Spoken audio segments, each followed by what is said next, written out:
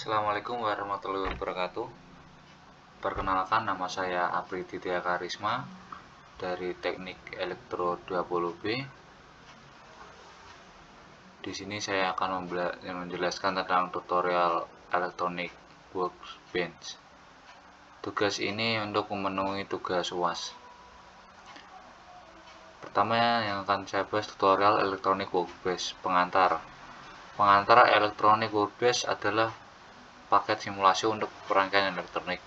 Ini memungkinkan Anda untuk merancang dan menganalisis sirkuit tanpa menggunakan papan tempat memotong roti. Komponen nyata atau instrumen aktual, operasi klik dan tarik EWB membuat pengeditan sirkuit menjadi cepat dan mudah. Anda dapat mengubah parameter dan komponen sirkuit dengan cepat yang membuat analisis bagaimana jika menjadi lurus ke depan. Tutorial ini dimaksud sebagai pengenalan singkat fitur-fitur dasar EWB. Dan ini juga untuk mendorong Anda untuk menerapkan pendekatan bagaimana jika untuk desain sirkuit. Ini akan sangat membantu pemahaman Anda tentang elektronik jika Anda menggunakan EWB secara interaktif. Lakukan perubahan pada sirkuit yang Anda kerjakan, amati efek yang ditimbulkan oleh perubahan ini, dan coba pahami. Mencetak skema dan grafik EWB secara langsung biasanya tidak memberikan hasil yang memuaskan dan menyebabkan pemborosan kertas yang luar biasa. Lebih baik menggunakan hasil EWB dengan menyalinnya ke clipboard menggunakan salin sebagai bitmap pemerintah dan kemudian menempelkannya menjadi sesuatu seperti dokumen data. Untuk membuka EWB, klik ikonnya. Awalnya Anda akan melihat jendela sirkuit kosong dan pilih alat sirkuit dengan manajemen file umum, alat pengeditan dan grafik, dan pilih alat bagian bin dari mana Anda dapat melihat berbagai elemen sirkuit dan instrumen. Berikut ini akan membantu Anda pada upaya pertama Anda untuk mensimulasikan sirkuit. Yang pertama, membangun dan menguji sirkuit. Di bagian ini tutorial Anda akan membangun rangkaian pembagi tegangan DC sederhana yang ditunjukkan. Contoh ini ada dua resistor sama masing-masing 500 ohm dan tegangan 10 volt. Pembagi tegangan resistif. Langkah 1, ini caranya ya. Langkah 1, tempatkan komponen pada jendela sirkuit. Untuk membangun sirkuit, Anda membutuhkan baterai, 2 resistor, dan koneksi ground. Yang koneksi ground ini, pasang komponen untuk sirkuit. 1. Pilih file atau new untuk membuka file sirkuit baru. 2. Pada toolbar part bin bila alat dasar akan muncul. 3. Tarik 2 resistor dari toolbar ke jendela sirkuit. Ini contoh resistor kayak gini lambangnya. Terus keempat, pindah ke sumber pada toolbar part bin, klik di atasnya dan toolbar berisi baterai dan arde akan muncul. Tarik itu ke jendela sirkuit. 2. Menyusun elemen sirkuit. Anda dapat mengubah orientasi elemen sirkuit baik dengan memutarnya atau membaliknya. Untuk melakukan ini, pilih elemen sirkuit dan klik icon standar diputar atau balik pada pilih alat, atau pilih posisi yang diinginkan di bawah sirkuit. Dalam hal ini Anda ingin memutar kedua resistor. 1. Pilih keduanya dengan CTRL plus klik atau dengan menyeret mouse ke atasnya. Yang kedua ini pilih cara favorit Anda untuk memutar 90 derajat. Perhatikan bahwa elemen sirkuit yang dipilih disorot atau diubah warna.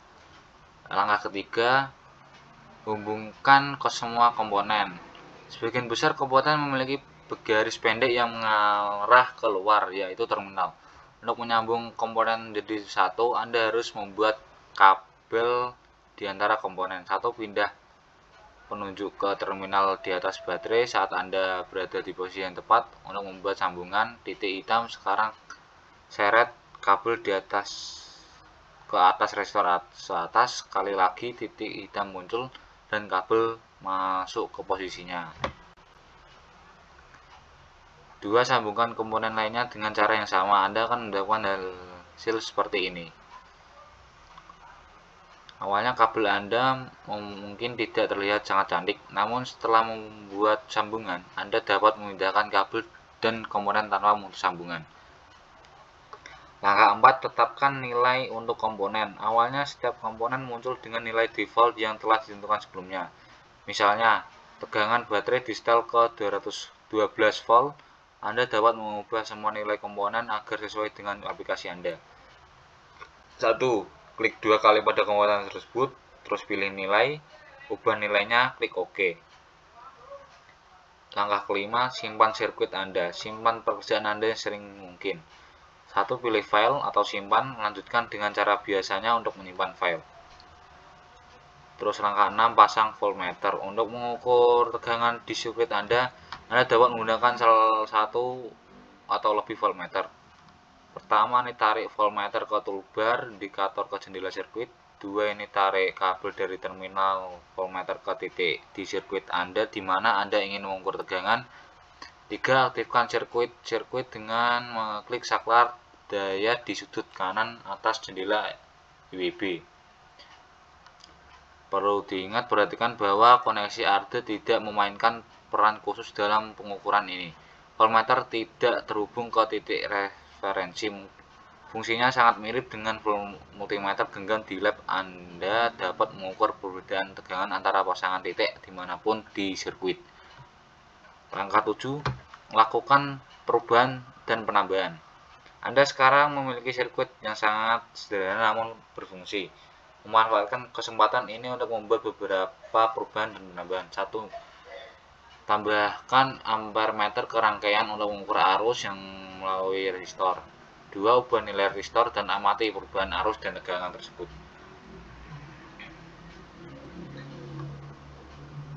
Ammeter dapat dihubungkan dengan memposisikan di atas kabel yang akan digunakan untuk mengukur arus. IWB akan secara otomatis membuat koneksi yang benar. Jika tidak yakin apakah ini dilakukan dengan syarat ampermeter, kabel harus bergerak bersamanya. Menggunakan instrumen utama, IWB menggabungkan sejumlah instrumen seperti osiloskop dan generator fungsi. Berikut adalah pengantar untuk kedua instrumen tersebut. Ini contohnya.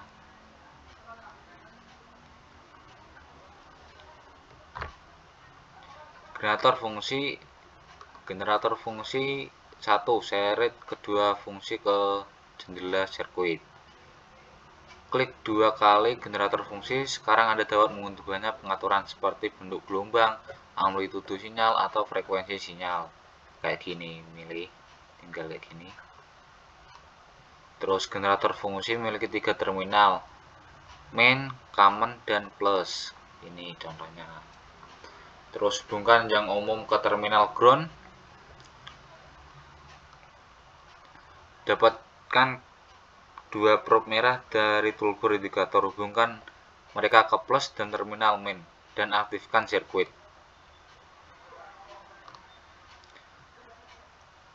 Anda dapat memiliki 2 lampu merah berkedip. Untuk mendapatkan lebih banyak informasi, kami akan melampirkan jenis indikator kedua.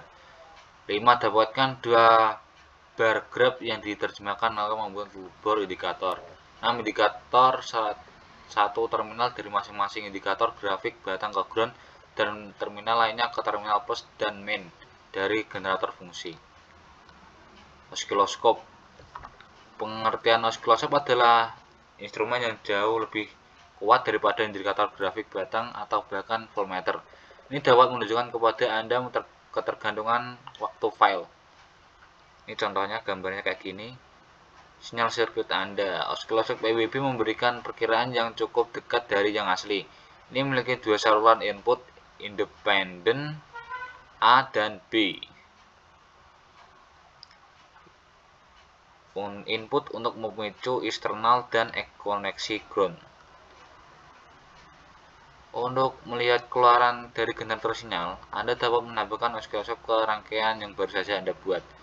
1. Tarik osiloskop ke jendela sirkuit dan klik 2 kali di atasnya. Osiloskop memiliki 4 terminal. Ada 2 saluran input independen, input pemicu, dan koneksi ground. saluran input merasakan tegangan sehubungan dengan ground selama setidaknya ada satu terminal RD yang terpasang ke sirkuit Anda. Tidak perlu menyambungkan RD oscilloscope, kami akan membahas masalah bagaimana oscilloscope dipicu di kelas. Pada titik ini ditinggalkan pemicuan di mobil. Yang kedua, ini hubungkan saluran A ke output dari generator fungsi dan aktifkan sirkuit. Anda sekarang harus memiliki gelombang sinus di layar oscilloscope Anda. Terus buat perubahan drastis pada amplitudo dan frekuensi sinyal, dan sesuaikan sensitivitas dan pengaturan basis waktu sehingga Anda dapat mempertahankan gambar bentuk gelombang yang mudah ditafsirkan pada oscilloscope. Contoh kayak gini ya.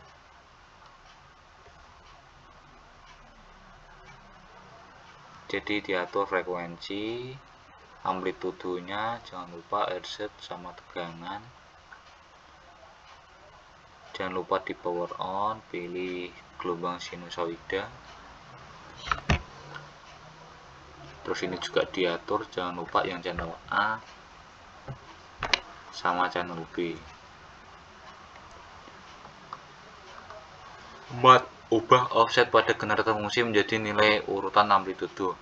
Ini menambah tegangan konstan ke sinyal. Anda akan melihat jejak pada oscilloscope bergerak ke atas atau ke bawah. Anda memiliki dua opsi untuk memudahkan kembali ke tengah. 5. Posisi ya sedemikian rupa sehingga jejak kembali ke tengah. Ini selalu bisa dilakukan selama offset tidak terlalu besar. Tapi kebanyakan oscilloscope itu tidak dapat menghasilkan offset internal yang jauh lebih besar daripada rentang tampilan skala penuh. 6. Ubah posisi Y kembali ke 0 dan pilih AC sebagai mode sambungan masukan. Dalam mode ini komponen DC dari sinyal dihapus. Oscilloscope EVP sangat bagus dalam hal ini, tetapi instrumen nyata memiliki kesulitan membedakan antara DC dan sinyal berosilasi yang sangat lambat. Dapat diperhatikan hindari mode input AC untuk frekuensi sinyal kurang dari 100 Hz.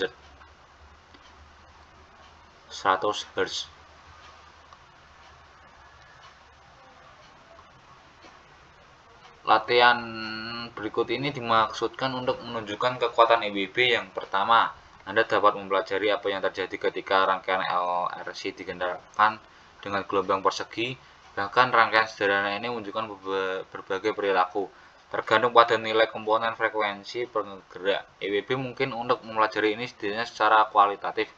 Latihan kedua memberi Anda kesempatan untuk membangun sirkuit sederhana tanpa mengetahui banyak tentang bagaimana segala sesuatu akan berhasil. Ini adalah salah satu keuntungan utama dari program simulasi. Sirkuit LRC. Pasang sirkuit yang ditunjukkan di bawah ini dan aktifkan setelah Anda mencapai sesuatu yang mirip dengan gambar nomor 4. Ubah nilai resistor tegangan, lihat nilai dari 100 ohm hingga 100.000 ohm. Bisakah Anda menunjukkan pengamatan Anda? Contoh kayak gini. Jadi ini itu generator fungsinya, ini ground, ini ohmnya, resistor, ini oscilloscope-nya diatur kayak gini. Setelah resistor tegangan ke 100 ohm, sekarang pindah frekuensi generator fungsi dari 15 Hz hingga 25 dalam langkah 1 Hz perilaku. Ini yang diubah ya, frekuensi. Terus amati, jangan lupa.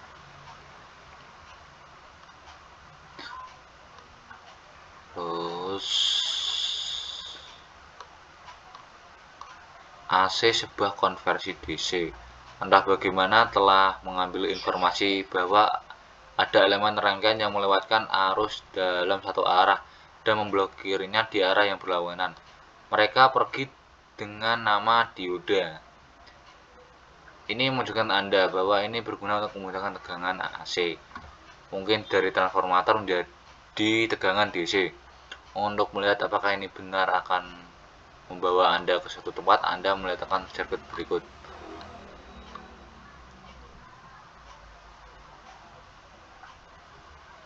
contohnya, ini osiloskopnya, ini diodanya. Rupanya ada beberapa kebenaran cerita ini.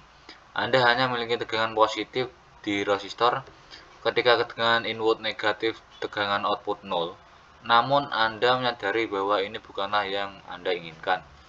Apa yang Anda kejar adalah tegangan yang cukup konstan dan tentu saja bukan sesuatu yang nol separuh waktu.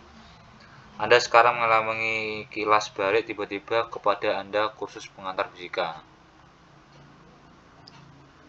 Masalahnya adalah Anda tidak tahu seberapa besar seharusnya untuk menghemat uang dan ruang. Anda ingin meminimalkan kapasitansi. Mulailah dengan 10 mikrofarad dan ubah nilainya untuk melihat apa yang bisa Anda dapatkan.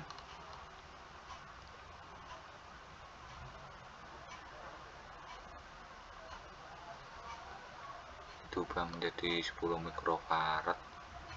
Dengan kapasitor yang cukup besar, kapasitor itu ini ya, kapasitornya cukup besar, Anda bisa mendapatkan tegangan DC dengan riak yang sangat kecil. Namun kapasitansi yang Anda butuhkan agak besar, tegangannya 17 volt. Kebetulan Anda sebenarnya menggunakan sesuatu yang mendekati 8 volt. Seorang rekan menyarankan agar Anda menggunakan dioda Zener untuk memperbaikinya. Kayak ini. Anda tidak terlalu yakin, tetapi Anda mendapatkan kesan bahwa ini adalah semacam stabil tegangan. Jadi itu kalau dioda itu fungsinya buat stabil tegangan aja tuh. Jadi Anda menjemput dioda dari toolbar dan mencoba beberapa konfigurasi yang terlihat masuk akal. Mungkin seperti ini. Ini dioda Zener ini.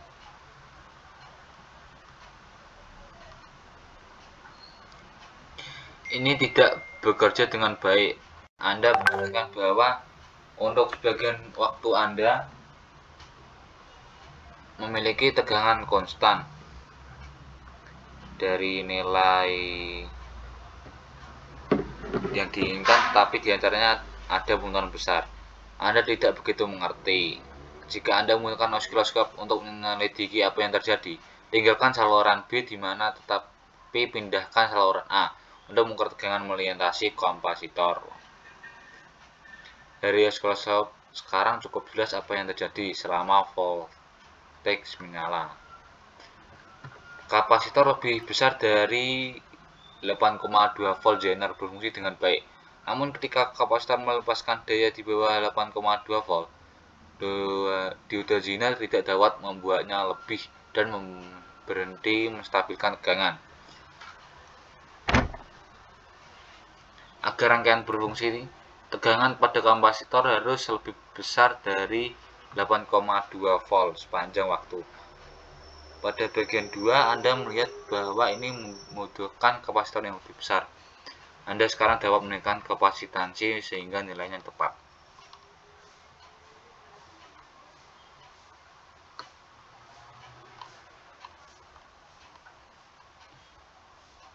Setelah menyesuaikan nilai kapasitor, Anda mungkin tertarik seberapa konstan tegangan DC sebenarnya. Pada skala 5 volt per div, Anda tidak melihat adanya penyimpangan. 5 per div ini contohnya ini. 5 per div, Anda tidak melihat adanya penyimpangan.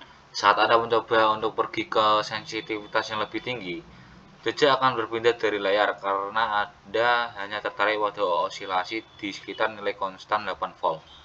Anda dapat mengalihkan salah satu saluran Anda ke mode AC. Ini menghilangkan bagian DC dan memungkinkan untuk melihat fitur-fitur kecil. Yang ini sebelumnya DC dijadikan ke AC, terus dijadikan ke 10 mV per div.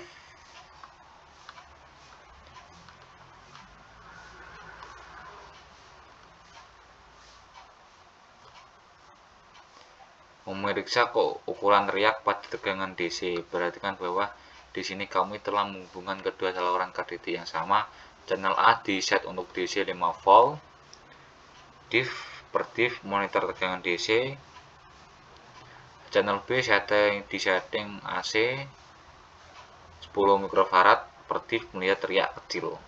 Karena sulit untuk memicu dari tegangan yang hampir konstan, kami telah menggunakan pasukan pemicu eksternal untuk memicu langsung pada gelombang sinus masukan. Selamat, Anda baru saja menguasai perangkat lunak yang berguna.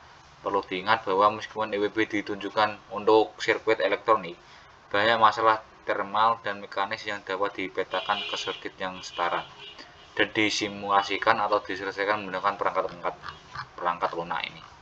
Oke, cukup sekian itu penjelasan tentang materi EWB dan cara kerjanya, cara kerja itu generator fungsi sama osiloskop dan cara mengukurnya. Oke, sekian dari saya mohon pamit undur diri. Wassalamualaikum warahmatullahi wabarakatuh.